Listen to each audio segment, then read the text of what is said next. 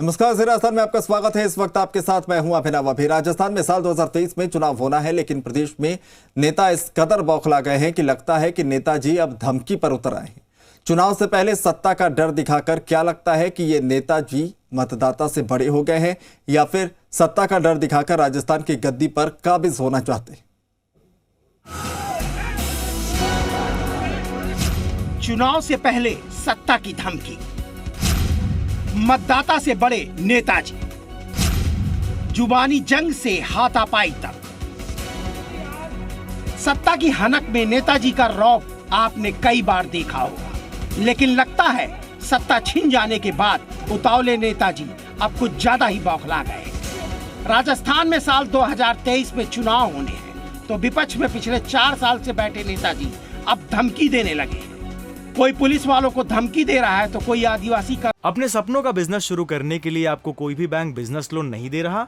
Business loan लेने का secret जानना चाहते हो तो फ्रीडम ऐप को अभी डाउनलोड कीजिए। कर्मचारी को सत्ता में आने का भय दिखाकर धमकी दे रहा है। एक एक कर धमकीबाज नेताओं की हकीकत आपको दिखाएंगे, लेकिन सबसे पहले सुनिए भाजपा के प्रदेश उपाध्यक्ष हेमराज मीणा की आदिवासी समाज के नेताओं और कर्मचारियों को किस तरह से सत्ता में आने का धौंस दिखाकर धमकी दे रहे हैं। बारां के केलवाड़ा में भाजपा के जन आक्रोश रैली में हेमराज मीणा किस तरह धमकी दे रहे हैं कि यदि आज किसी आदिवासी परिवार के घर में कोई पटवारी बनना है, कोई बांटर बनना है, तो हमारी देन है, हमारी सरकार की देन है, कांग्रेस की देन नहीं है। ये बात आज समझाने की जरूरत है।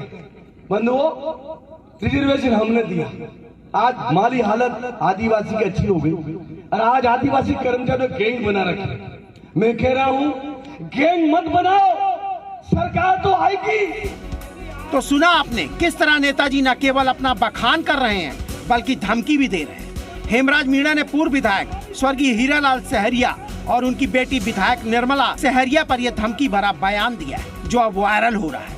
नेताजी यही नहीं रुके, वो तो 2023 में बीजेपी में अभी से सत्ता में वापसी का न केवल दावा कर रहे हैं, बल्कि आदिवासी सहरिया समाज के लोगों को सुधारने की धमकी भी दे रहे हैं। 170 सीटों में भारतीय जनता पार्टी आएगी, राजस्थान में सरकार आएगी। एक सरकारी कर्मचारी को किशनगंज शाहबाद में नहीं रहने दूंगा। मैं चैलेंज के साथ कहता हूँ, सही हो जाओ, लाइन पे आ जाओ, नहीं तो मैं एक को बाकी नहीं छोड़ूंगा। दरअसल सत्ता का भय दिखाकर अधिकारियों कर्मचारियों को हनक दिखाने वाला ये केवल एक चेहरा ही नहीं है। इनसे मिलिए, ये अलवर के सांसद बाबा बालकनाथ जी हैं। अलवर के बहरोड में सांसद बाबा बालकनाथ ने तो डीएसपी से ऐसे उलझे कि उसे उसको सबसे बड़ा गुंडा बता दिया। डीएसपी साहब को भी सत्ता में आने पर परिणाम भुगतने की धमकी दे दी।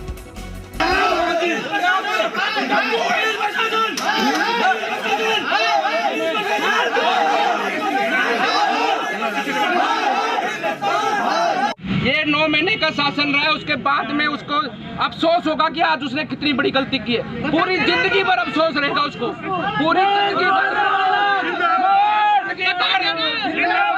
जब तक वो जिएगा, जब तक उसकी जिंदगी में अफसोस करेगा कि उसने इतनी बड़ी गलती करी क्यों, ये पूरी जिंदगी भर याद रखेगा वो।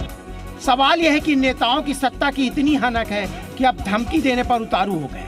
सियासत में बयानबाजी का स्तर सोचिए किस कदर गिर गया है कि अब तो सांसद और विधायक एक दूसरे को न केवल देख लेने की धमकी दे रहे हैं, बल्कि मरने मारने और सबक सिखाने तक की बात करने लगे हैं। मैं कहता हूँ 9 महीने नहीं, बालकनाथ जी, जब तक आप जियो, जिंदा रहो, जिस दिन आपको ये लगे कि आज आप ज्यादा पावर में आ गए हो, तो एक अधिकारी के बच्चे नहीं, अलवर जिले के, राजस्थान के किसी भी शरीफ आदमी के बच्चे को आप अपनी विध्वंसकारी नजरों से देखने तक का प्रयास करना, आपका मुंह सपोड़े मार मार के लाल कर देंगे हम, जहां आप करोगे वही। तो देना है, इसका इलाज समय पे हो जाएगा।